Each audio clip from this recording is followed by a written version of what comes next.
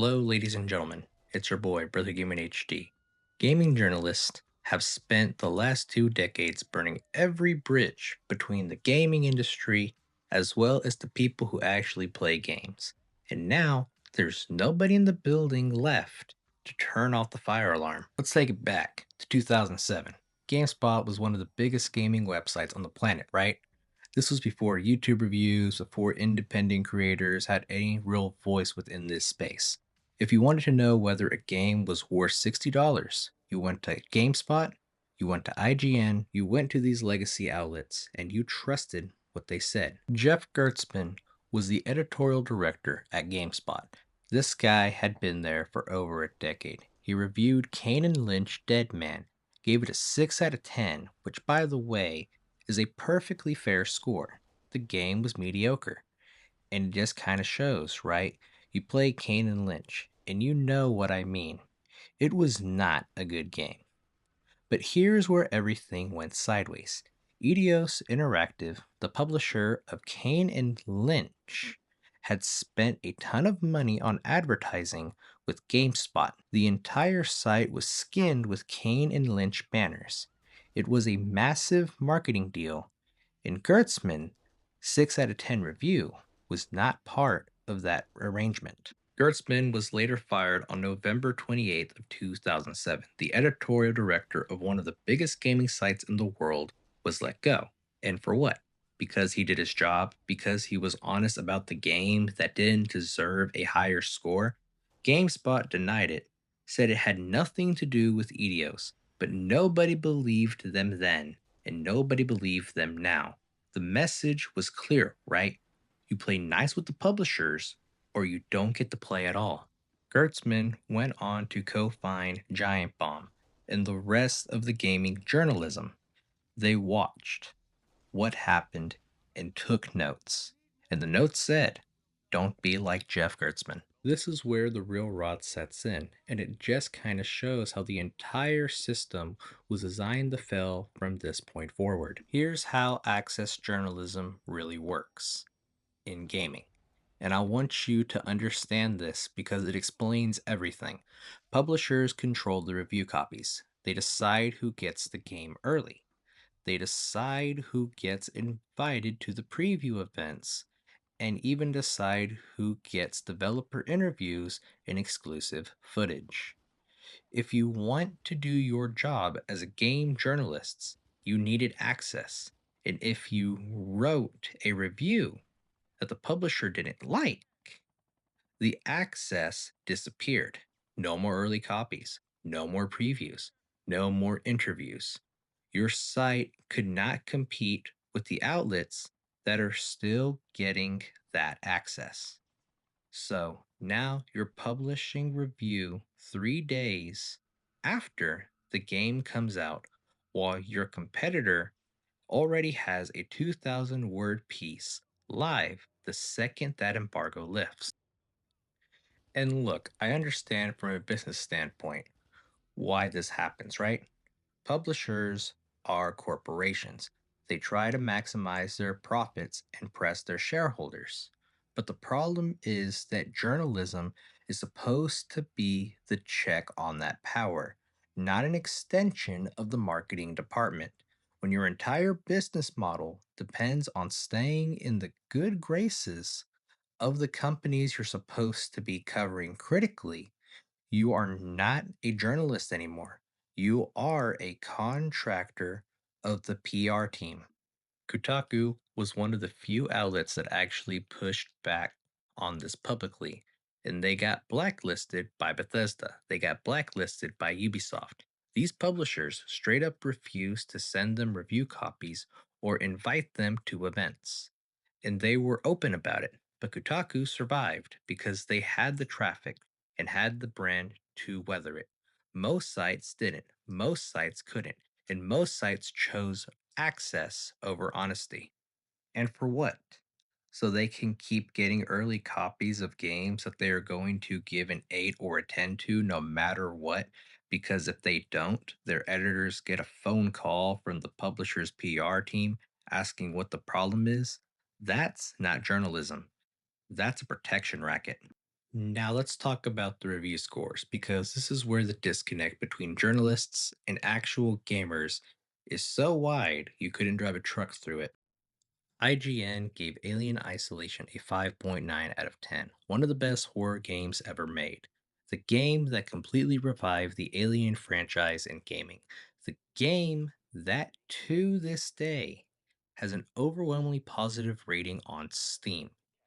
The 5.9 the reviewer gave said the game was too hard and too long. Pause. And I'm pretty sure some of y'all remember this because it still gets brought up in the comments section of IGN's reviews to this day. Meanwhile, Deathloop got a 10 out of 10 from IGN, a 10. And I'm not saying Deathloop is a bad game, but the disconnect is staggering when you look at these scores side by side, and it just kind of shows that there is no consistent standard being applied. It was the vibes, it was the relationships, it was who got invited to the reviews and events, and who was in the good books with the PR team.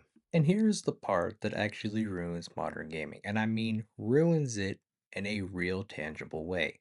Developer bonuses are tied to Metacritic scores. This is a documented fact. Obsidian Entertainment famously missed their bonus for Fallout New Vegas by 1 point. 1 point on Metacritic because they hit an 84, and the contract required an 85. People lost money, real money, because the review score from the exact same journalist that gave Alien Isolation a 5.9. This pretty much proves that the entire system is broken. You have journalists who can't be honest because they need access, scoring games on a platform that directly determines whether developers get paid, and the score themselves don't reflect what players actually think of the games. You know everything in this industry is backwards at this point. But here's where things get really interesting. And this is the moment I think sealed the fate for gaming journalism forever. Crimson Desert. This game came out and players loved it. Overwhelmingly positive reception. The developers actually listened to feedback. They fixed the issues, they patched the game based on what the community was telling them, and the gaming journalists, oh boy, they were furious. Not because the game was broken, not because it had predatory monetization. They were mad because the game was good and they didn't get a chance to decide that. Boo hoo. Grow up. And there are actual articles published, and I'm not making this up, criticizing the game for being too ambitious, for trying to do too much, for fitting into neat little boxes that gamers are supposed to fit into. Meanwhile, the actual players, the people buying the games, the peoples whose opinions are supposed to matter the most, they are having a great time. And it just kind of shows where we are now as an industry, right? The critics have become so disconnected from the audience that they are actively rooting against the games succeeding. They spent a long time inside the access media bubble, talking to each other, validating each other's opinions, and they forgot the people they were supposed to be serving, us, the gamers. And now the chickens have came home to roost. Over 1,200 gaming journalists have left the media in the last couple years. 1,200 sites like GameSpot, Giant Bomb got gutted by fandom layoffs. Eurogamer laid off staff, and these people didn't even get a proper goodbye. And even Kotaku been through round after round of restructuring. And not to even mention that IGN bought up a bunch of their competitors and immediately started cutting. You know how long I've been waiting for this? Karma and irony is such a funny thing, y'all, because the same journalists who spent years telling gamers they were toxic, their opinions didn't matter, telling them review scores were objective truth when they were clearly bought and paid for. These journalists are now updating their LinkedIn profiles because the industry they helped break doesn't need them anymore. And look, I'm not celebrating people losing their jobs. That's not what I'm trying to say here. What I'm trying to say is that when you build an entire industry on access instead of integrity, when you treat your audience with contempt, and not to even mention becoming a marketing arm for the same publishers you're supposed to be holding accountable, eventually people stop reading. They stop trusting you, and eventually the YouTube creators and independent voices who actually play the games and tell you the truth take your audience, and the publishers follow the audience, and you're left with nothing. That is basically the sign of a failed industry, a failed model. And here's the thing, the YouTubers and the streamers who replace gaming journalists, they're not perfect either.